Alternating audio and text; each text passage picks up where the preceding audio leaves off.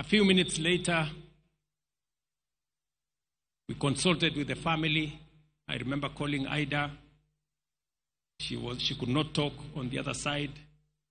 And then we managed to do the processes that were necessary. I got in touch with the government of India, and I requested them to accord our brother the highest support that they could. I must thank the Prime Minister of India, Narendra Modi, who is a friend of Raila Odinga, for putting at our disposal, all the support, including military honors, for our brother Raila Amolo Odinga. Lakini haikuwa rahisi hivyo. Baadaye jioni tukisha panga vile watu wataenda kumchukua mwili wake, usiku Winnie akanipigia. Winnie akaniambia, Mr. President, hiyo ndege ambayo inakuja kubeba mwili ya baba, mbona inaenda Mumbai? Mbona isikuje hapa mahali baba yuko? Sasa wewe unanifanya nisumbuke kupeleka mwili ya baba saa hii usiku. Ningangane naye niweke kwa ndege na nimechoka. Na hii kitu ni mzito sana kwangu.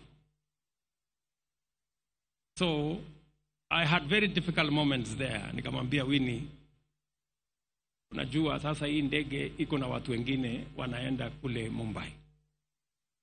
Na turnaround yake tulikuwa tunataka kupunguza. But she could not take any of it. Nikawachana na yeye, nikapigia Ruth. Nikamwambia Ruth, please help me manage Winnie. Mwambie tu atulie kidogo, these arrangements we are making. But all in all,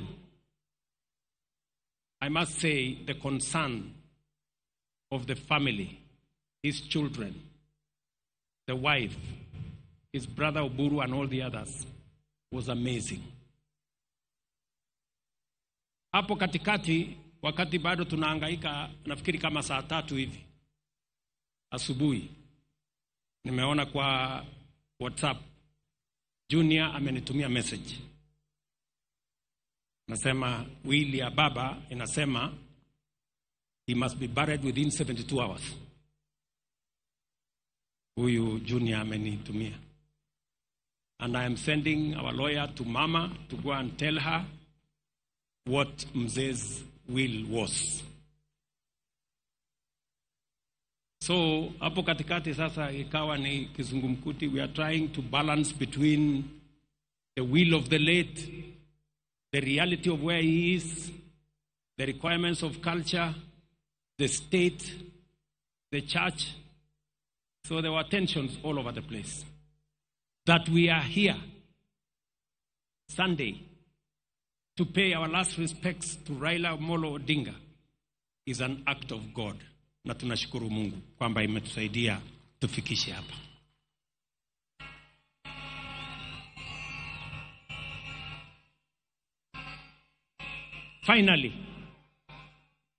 Finally, as I must say this to the people of our nation, because this is the assignment that the Honorable Raila Odinga and I will mention who else were working on.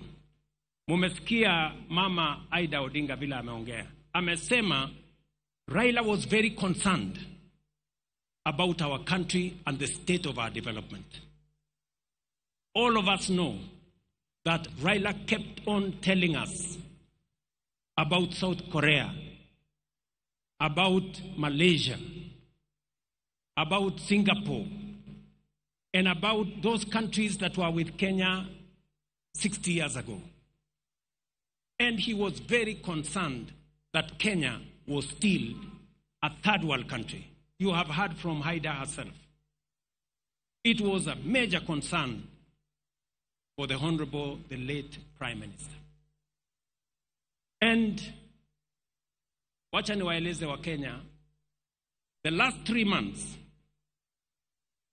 I have